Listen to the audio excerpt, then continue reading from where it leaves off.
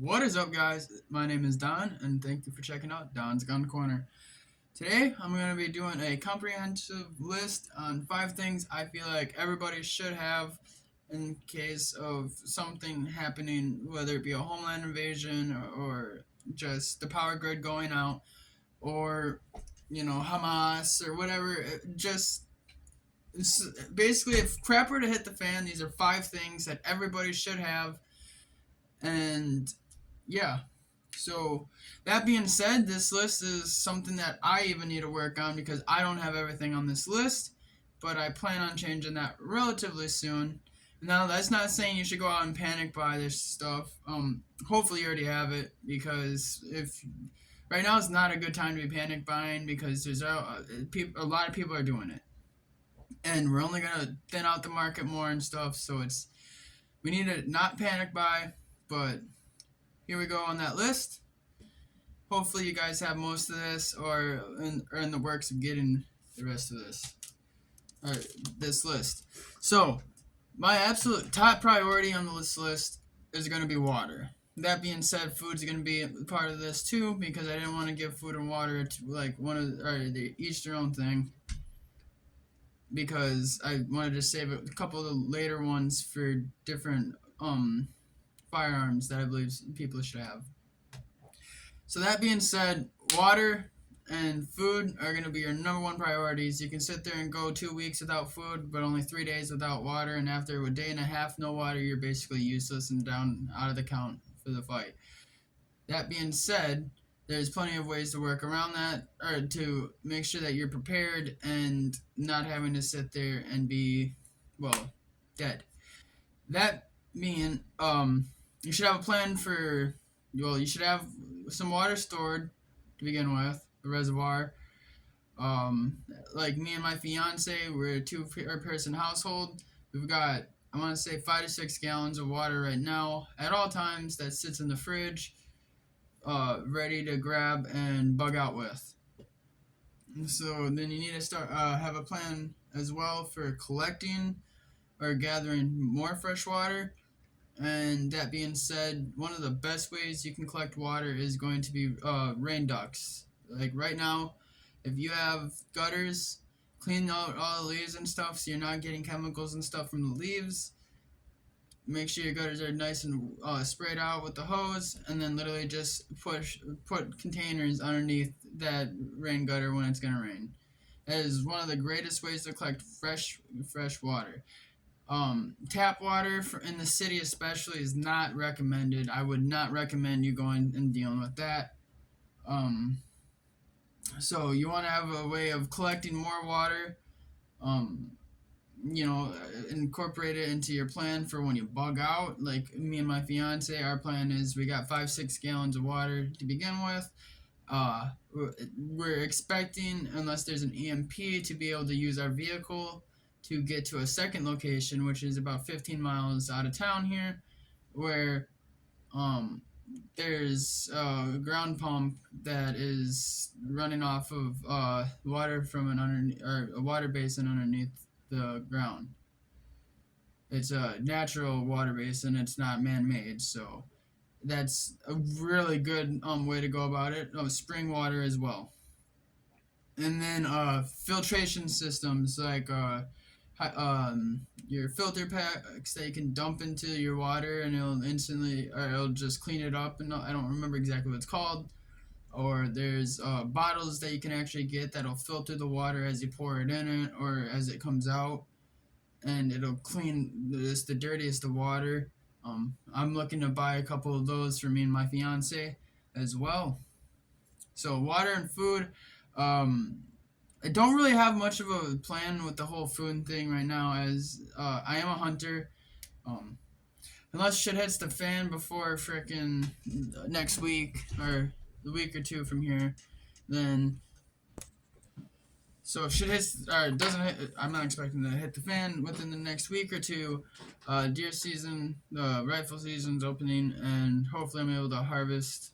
I've got a few tags I'm going to be trying to fill out. Hopefully you can get some harvest in, and that's going to be a top resource right there is venison.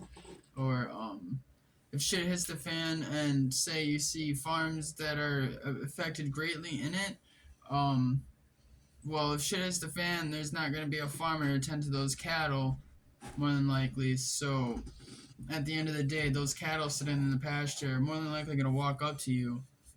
And I hate to say it, but there's hunting in a way. So you gotta have a plan for water, most definitely, but food is very, very crucial too. I gotta work on mine. This video kind of just really put it in my face. So the second thing on the list that you're gonna want, number 2, most important, is a first aid kit. Um, Especially you want antiseptic stuff. You want to make sure you have some type of coagulant for chest wounds and all of that, and then just basic first aid stuff. If you can get antibiotics, if you can medication for numbing pain isn't like top priority, but that's something that you want to look into as well. So that way, if you are down and out during a fight or something like that, you've got some Tylenol at least, or something like that. Tylenol is not going to heal a bullet wound, but it might cure the headache that you got as well. You really, really need to have a first aid kit and stuff. That's second top priority behind making sure you got access to water. So, first aid kit, that's kind of common sense. I feel like that is deserving of number 2.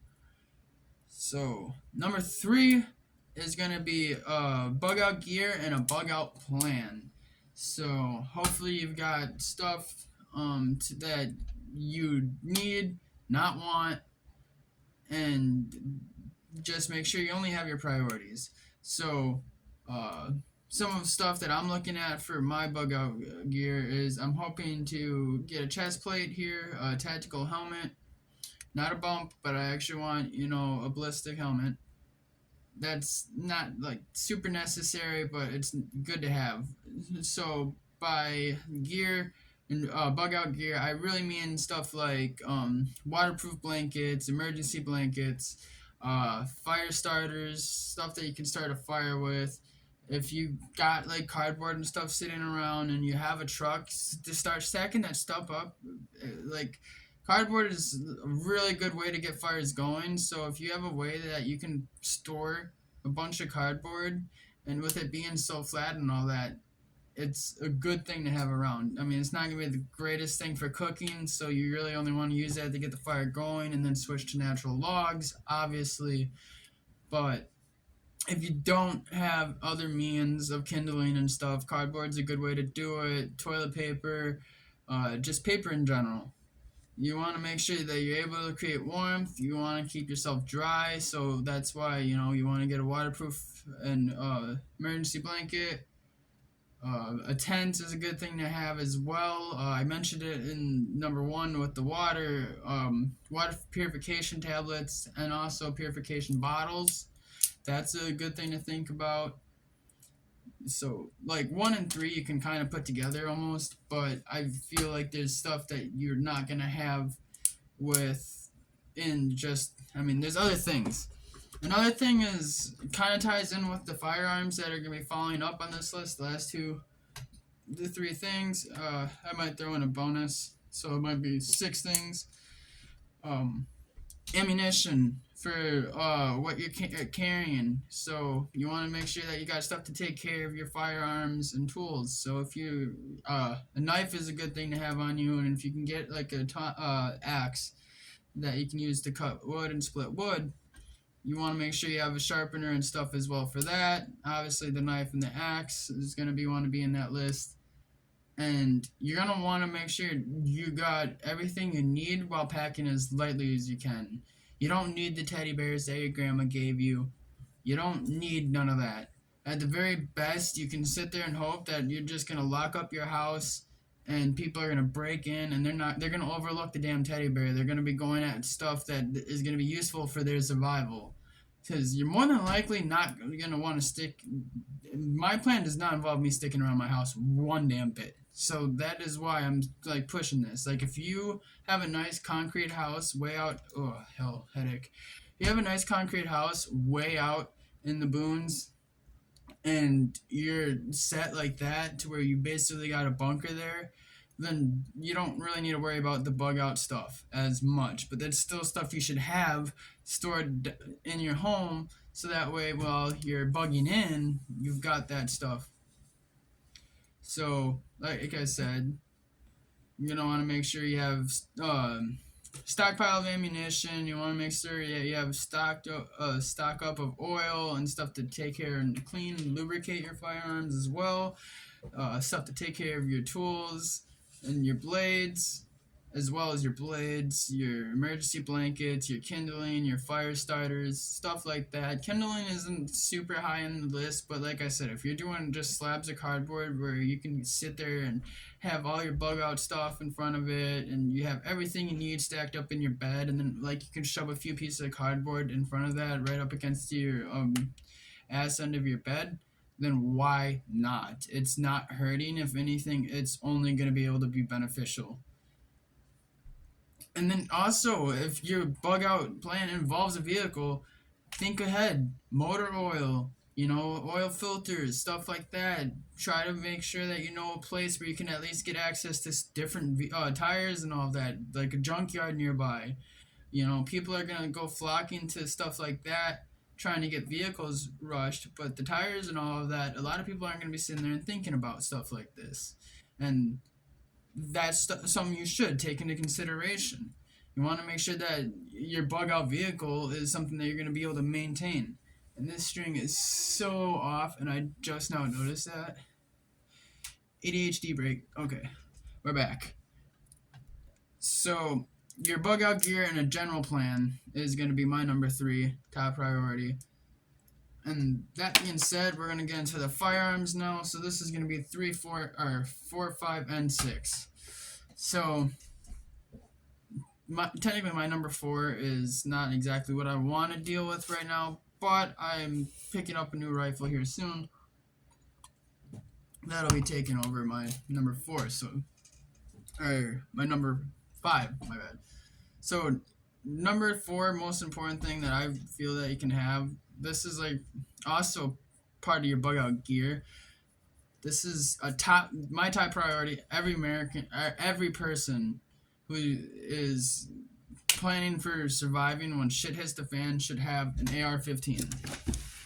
And I'm not saying you need to have it set up exactly like this, but this is a general idea on what you're gonna want for a setup. Rifle's clear. Dry fire it. You're going to want to make sure that you've got it pretty much built to how you want it before shit hits the fan, clearly. So you're going to want a good sling on there, so that way you can sit there and sling it up while you're walking around and not hold it in your hands constantly, just causing yourself extra wear. You're going to make sure you have a good, reliable sight, which, I have a sight that I like, but I want to improve on, because I don't trust the Romeo MSR to be there for me for the rest of my life after shit hits the fan. You want to make sure after you have a red dot or a good weapon mounted light in general, or not weapon mounted light, but a sight, is a white light. If you can do night vision and all that stuff, I highly recommend it too. But a white light is very, very crucial, and you want to make sure that you're getting yourself a good one too. So there's a lot of great options out there. In my opinion, the best option you can get, only because it's the only weapon light I own and I ran, is the Cloud Defensive Rain. It's got 1200 lumens with 100,000 candela throw distance. So it's bright and it throws it a very, very long way. And then, not really necessary, but making sure that you got it comfortable for yourself is very, very crucial. And you're going to want to make sure you got ammo, that goes into the number 3. You want to make sure you have plenty of ammo for your firearms, and also magazines, especially for the AR-15s. Just for this single rifle, I've got 10 magazines worth of ammo and mags that are loaded and ready to go at all times. just I love this build, and I like putting it in any video I can. But it is, you know, my go-to shit hits the fan build or rifle.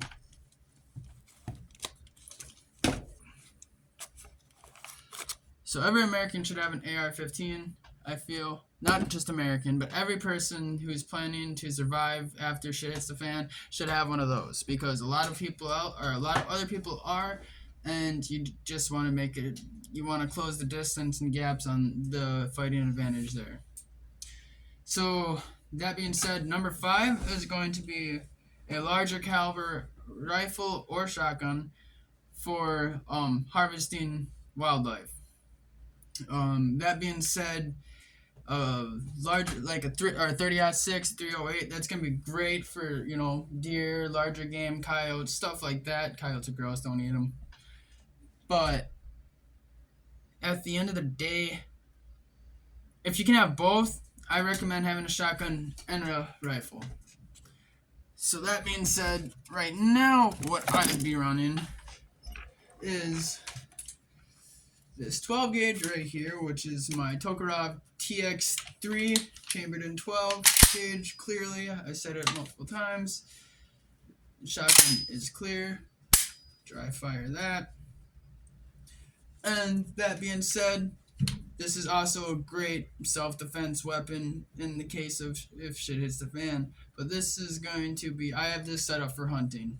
Specifically, this is going to be what I try to harvest my first deer this year. And then my second deer I'm going to actually try to take with the rifle. But I want to try to get a stock kill this year. Stalking kill this year. As I haven't had a chance to get out and hunt last 2 years now. So if I could get a stock, that would be nice. So I've got a bunch of these federal rifled slugs. Well, the slugs are rifled themselves. I'm pretty sure. Well, I don't want to sound stupid. They're not sabots, whatever you want to call them. Those are not even over here in my shotgun box, so we're not even gonna worry about it. Actually, that's over in the shotgun case. So yeah, you're gonna want ammunition for your shotgun. Obviously, I've got a bunch of deer slugs on this. I also got buckshot up here, and then the top 2 right here are gonna be Brennicky anti-terrorism slugs. Very bad day if you're on the end of that, but that's reserved for taking out humans. I mean, it'll take down a deer, guarantee it, but I mean, it'll take down a deer, I can guarantee it, but those are really designed for self-defense. So having a nice, good, accurate long gun with shotguns, it's nice because, especially like the TX3 and other shotguns, there's other shotguns that are like that, but I like my TX3, so I paid less than $200 for it. You can sit there and switch out your chokes. It's capable of, I've shot all the way from number 8 buck, or not number 8 buck, number 8 bird down to rifled slugs, 1 ounce rifled slugs. I've shot a few of the Brennicky ATS slugs, those being, you know, pretty expensive. I haven't shot a shit ton of them, just wasting ammo. But yeah, a long gun for harvesting game is very important, I feel. And the 5.56 can do a lot of game, but personally, I guess if shit hits the fan, no, not even. Shit hits the fan, I don't feel like the 5.56 is a good deer round. Pretty anemic for it. And then I'll toss it in. Number 6 is going to be a handgun. So for me, this would be my shit. This is my shit hits the fan handgun. This is my Rock Island Armory M1911A2 FS Tactical, and this thing is just a beaut. And as you can see, there's nothing in the chamber. I don't want to go sticking my fingers down that bore and stuff. But, you know, having a good handgun that you can sit there and make sure that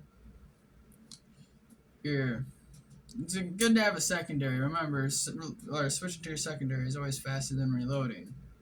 That being said, this is going to be the last thing I reach for if there's a target or an enemy coming at me. Because, I mean, handguns, I've said it before, it's hard to say it about, once you get a handgun you love handguns again. I've never been a gigantic fan of handguns. I just find them not as much as I enjoy the long guns, but after owning this 1911 and just getting used to it, this 1911 shoots flat as hell, and it's hard to say it's my favorite gun, but it's definitely one of my favorites that I own.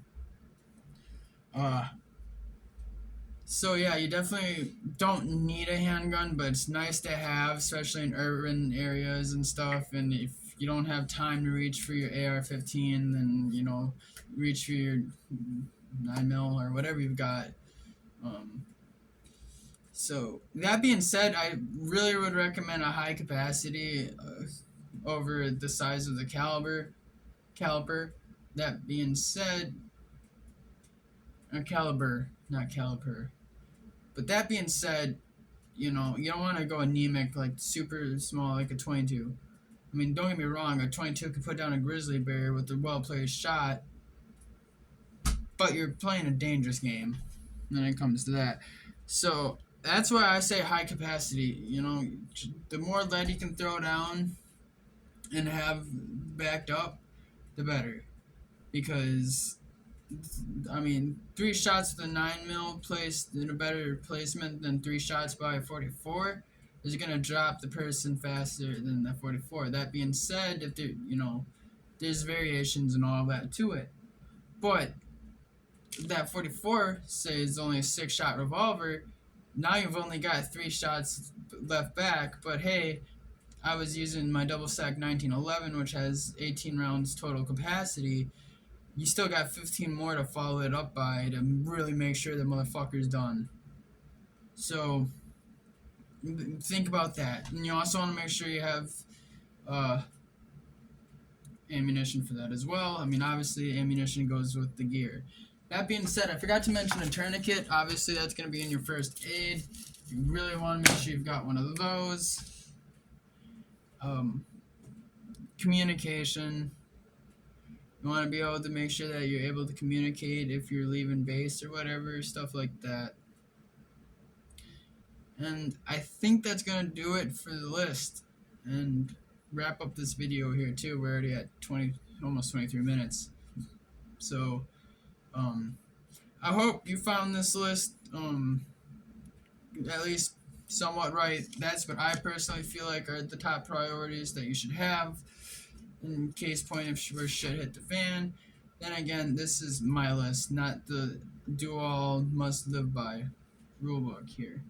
So if you have any suggestions on things that that you would change up, or what you might find as a higher priority than I did, drop it in the comments down below, and let's have a discussion. This isn't I'm right and you're wrong thing. This is what I personally know what my priorities are, and then see what other people think are different. Because someone might put an AR-15 as more important than their water, and don't get me wrong, that AR-15 lives by my side now in normal life, but I still realize that I need water more than I need that gun. So, thank you guys very much for checking out the video. I hope you guys have a wonderful night. I hope the shit does not hit the fan, because none of us need that. And I hope you guys enjoyed the video. I know I said that twice now. Have a wonderful night. If you guys so want to, drop a like down below. I'm not gonna sit there and be like, oh, subscribe to my channel, because most of you guys aren't subscribers. Most of you guys just will see my videos and the algorithm somehow.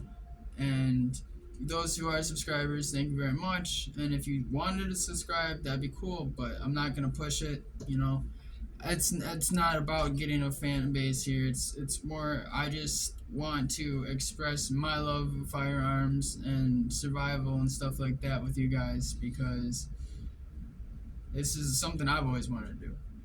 And at the biggest thing that I can say to do is share this around to friends that might not believe in being prepared whatsoever.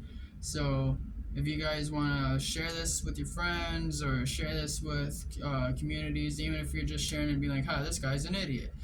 Well, there might be people that sit there and disagree with you that you share it with that pick up stuff from this.